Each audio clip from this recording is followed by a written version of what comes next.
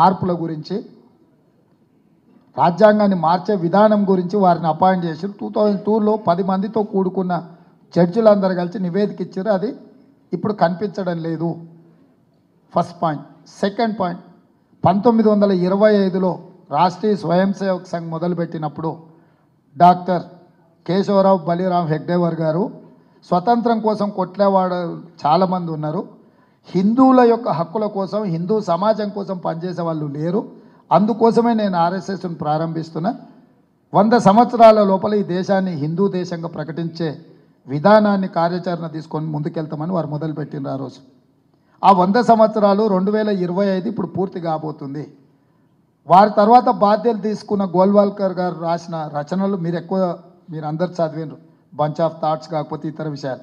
వారు రిజర్వేషన్లను వ్యతిరేకిస్తూ స్పష్టమైన విధానాన్ని మాట్లాడినరు, రాసిండ్రు. ఈరోజు అన్ని రాజకీయ పార్టీలు అవి మదర్ ఆర్గనైజేషన్స్, వాటికి ఫ్రంటల్. ఇప్పుడు కాంగ్రెస్ పార్టీ ఉందనుకోండి, ఐఎన్సీ ఈజ్ మదర్ ఆర్గనైజేషన్. మాకు యూత్ కాంగ్రెస్ కావచ్చు, ఎన్ఎస్యుఐ కావచ్చు, మహిళా కాంగ్రెస్ కావచ్చు, ఐఎన్టీయూసీ కావచ్చు, ఇవన్నీ మా ఫ్రంటల్స్. మిగతా రాజకీయ పార్టీలు కూడా రాజకీయ పార్టీలే మెయిన్ ఆర్గనైజేషన్స్, మిగతా ఇవన్నీ frontals. Whereas in BJP is not an mother organisation. BJP is an frontal organisation of RSS. RSS యొక్క రాజకీయ కార్యాచరణను అమలు చేయడానికి వాళ్ళు బీజేపీని ఏర్పాటు చేసుకున్నారు. హిందూ సమాజం కోసం విశ్వ హిందూ పరిషత్తును పెట్టుకున్నారు. విద్యార్థి సమాజం కోసం అఖిల భారతీయ విద్యార్థి పరిషత్తును పెట్టుకున్నారు. రైతుల కోసం బీకేఎస్ పెట్టుకున్నారు. కార్మికుల కోసం బిఎంఎస్ పెట్టుకున్నారు. అగ్రెసివ్ మిలిటెంట్ యాక్టివిటీ కోసం బజరంగ్ దళ్ను పెట్టుకున్నారు. ఆదివాసీల కోసం వనవాసి కళ్యాణ్ పరిషత్ అని పెట్టుకున్నారు. అంటే ఆర్ఎస్ఎస్ యొక్క ఎజెండాను అమలు చేయడానికి ఆర్ఎస్ఎస్ ఎన్నో ఫ్రంటల్ ఆర్గనైజేషన్స్ పెట్టుకున్నది. అందులో political frontal organisation is BJP. 3 talaq, 370 article, citizen amendment act, uniform civil code, వీటన్నిటిని కూడా ఆర్ఎస్ఎస్ ఎజెండాలో ఉన్న వాటిని పూర్తి చేసిండ్రు. ఇప్పుడు మిగిలిన రెండు. ఒకటి రాజ్యాంగాన్ని మార్చడం, 2 రిజర్వేషన్లు రద్దు చేయడం.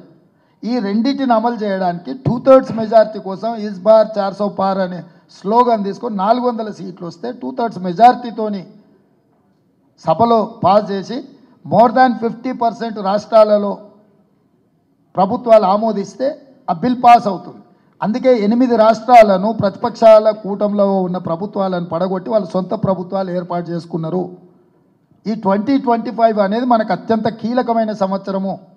ఆర్ఎస్ఎస్ 100 సంవత్సరాలు పూర్తి చేసుకోకపోతుంది.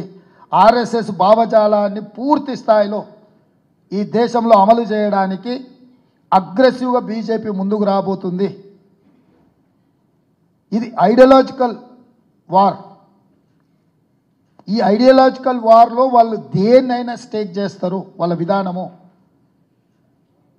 అదేవిధంగా 1881 నుంచి బ్రిటిషర్స్ మొదలుపెట్టారు జనాభా లెక్కలు కట్టడము. ప్రతి 10 సంవత్సరాలకి జనాభాను లెక్కించి ఆ దేశంలో ఎంత జనాభా ఉన్నారో చెప్పే